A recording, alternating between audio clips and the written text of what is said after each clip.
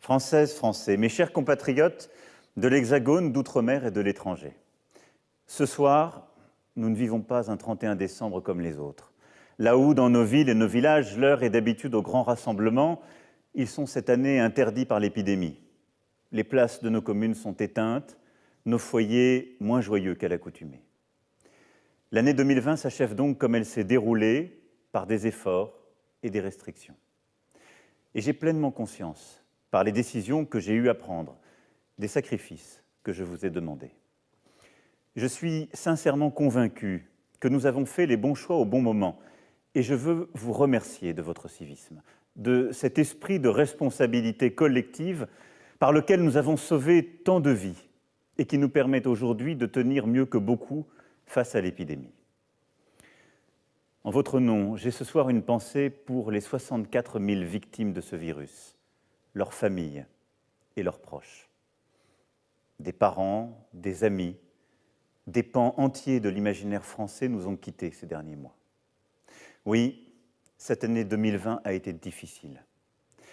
Elle nous a rappelé nos vulnérabilités. Elle a été encore plus injuste pour les plus fragiles.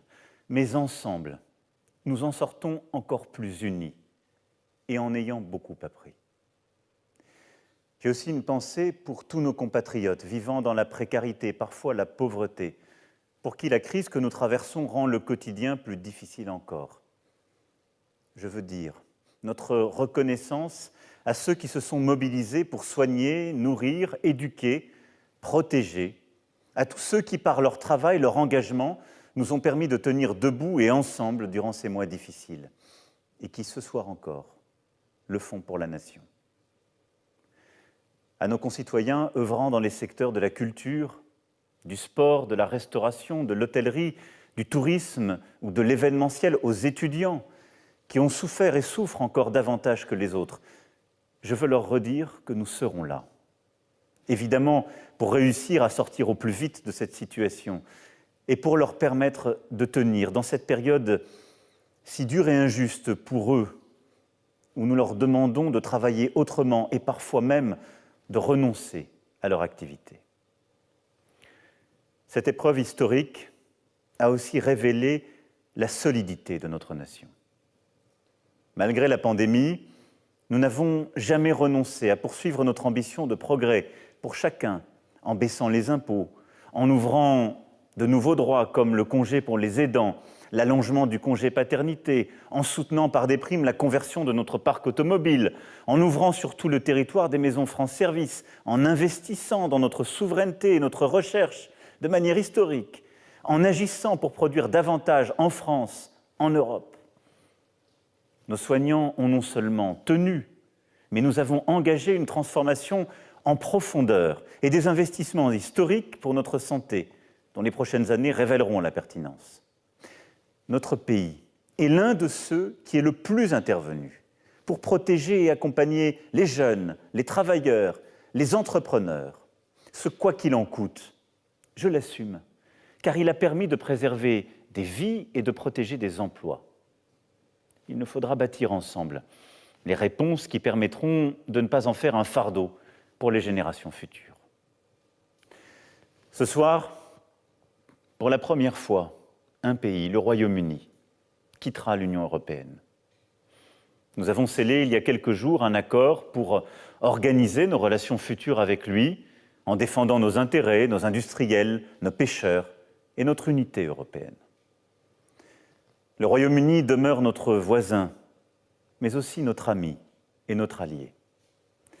Ce choix de quitter l'Europe, ce Brexit, a été l'enfant du malaise européen et de beaucoup de mensonges et de fausses promesses. Mais je veux, moi, vous dire très clairement ce soir, notre destin est d'abord en Europe. Notre souveraineté est nationale et je ferai tout pour que nous retrouvions la maîtrise de notre destinée et de nos vies.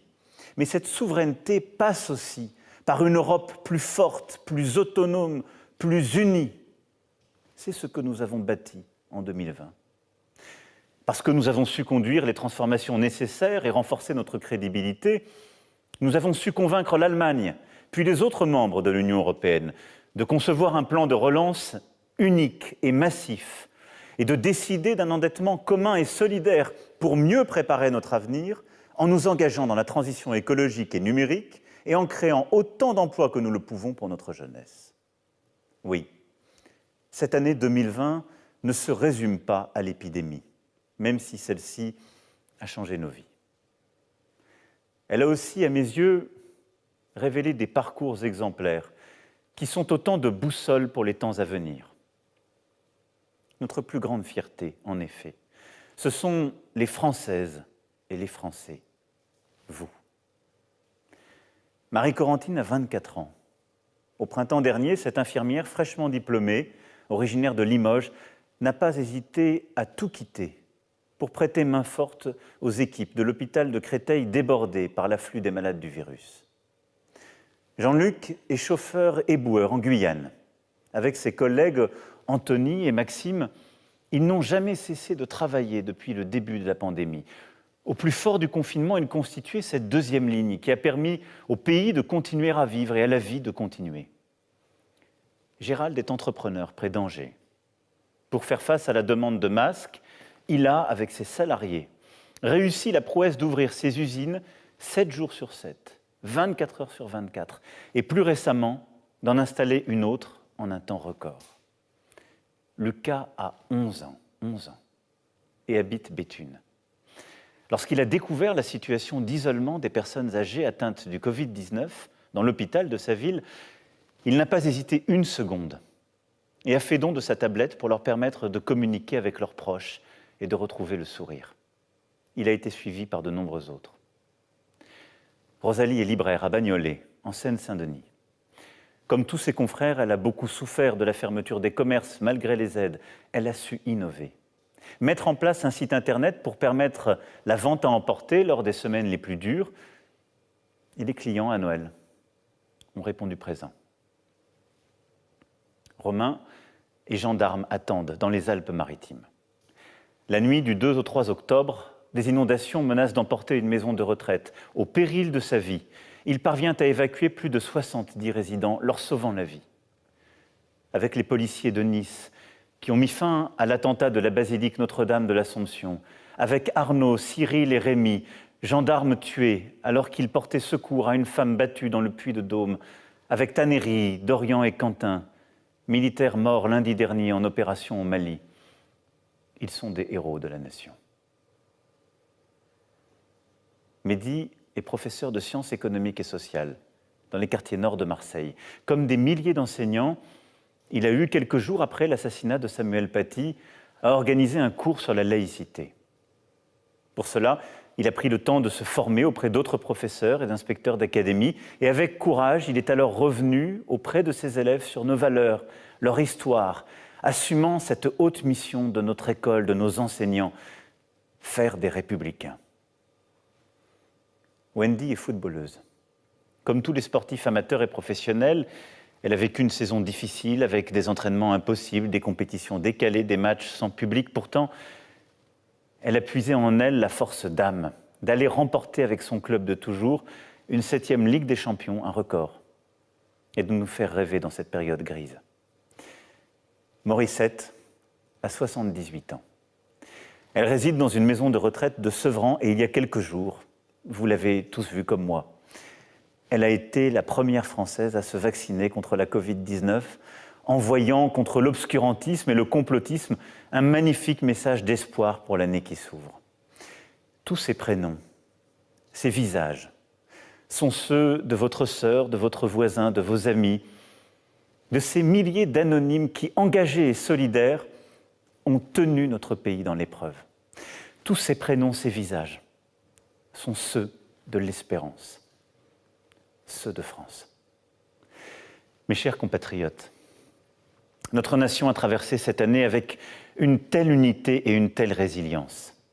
Rien ne peut lui résister. Notre nation a été capable, dans ces temps difficiles, de tant d'innovation, d'inventivité, de générosité. Tout lui est possible. En 2021, quoi qu'il arrive, nous saurons donc faire face aux crises sanitaires, économiques et sociales, terroristes, climatiques, qui ne s'éteindront pas avec le 1er janvier. Les premiers mois de l'année seront difficiles, Et au moins jusqu'au printemps, l'épidémie pèsera encore beaucoup sur la vie de notre pays. En 2021, quoi qu'il arrive, parce que nous nous y sommes préparés, nous saurons aussi relever les défis à venir. La transition écologique et la protection de la biodiversité, avec la mise en œuvre des propositions de la Convention citoyenne et d'autres réformes.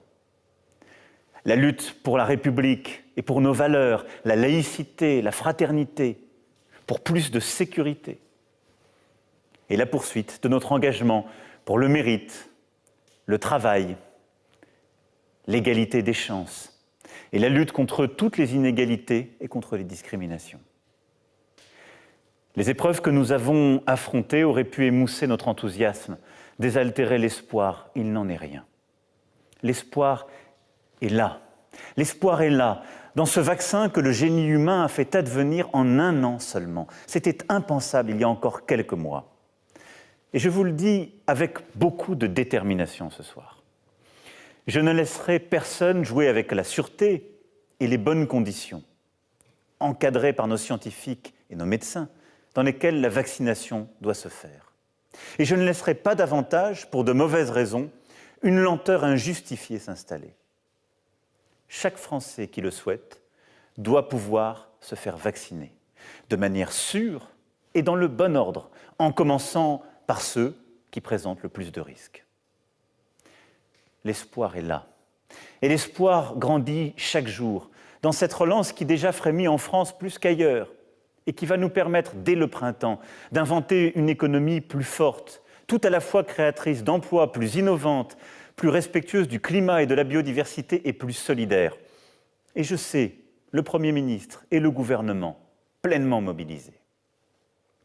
L'espoir vit dans la liberté que nous retrouverons, dans la force de notre culture, de notre art de vivre à la française, dans les leçons aussi que nous saurons tirer de cette crise pour plus de simplicité, d'efficacité, parfois tout simplement de bon sens. L'espoir vit dans notre jeunesse. Nous lui avons tant demandé, des sacrifices, de renoncer aux rencontres qui sont à cet âge plus qu'à d'autres le sel de la vie. Nous lui avons tant demandé pour sauver des vies, en particulier les vies des plus fragiles, de nos aînés. Nous sommes donc ses débiteurs pour nos choix à venir. Et je m'y engage. C'est pour notre jeunesse que nous devons continuer à agir, à transformer, à avancer. Nous n'ajouterons pas au coût de la crise celui de l'inaction. En luttant contre le virus, en nous battant contre ses conséquences économiques et sociales, en refondant une société plus forte, fraternelle et durable, c'est la France de 2030 que nous bâtirons. Tel est notre cap. Alors ensemble, dans la concorde, regardons devant nous, regardons notre avenir, préparons dès aujourd'hui ce printemps 2021 qui sera le début d'un nouveau matin français, d'une renaissance européenne. Restons ce peuple uni, solidaire, fier de son histoire, de ses valeurs, de sa culture, confiant dans l'avenir et le progrès, sûr de son talent et de son énergie et ambitieux pour lui-même, quoi qu'il arrive. Soyons fiers, fiers d'être nous, les Français, la France. Voilà, mes chers compatriotes, bonne année à tous. Que 2021 soit une année heureuse pour chacune et chacun et une année utile pour notre pays. Vive la République et vive la France.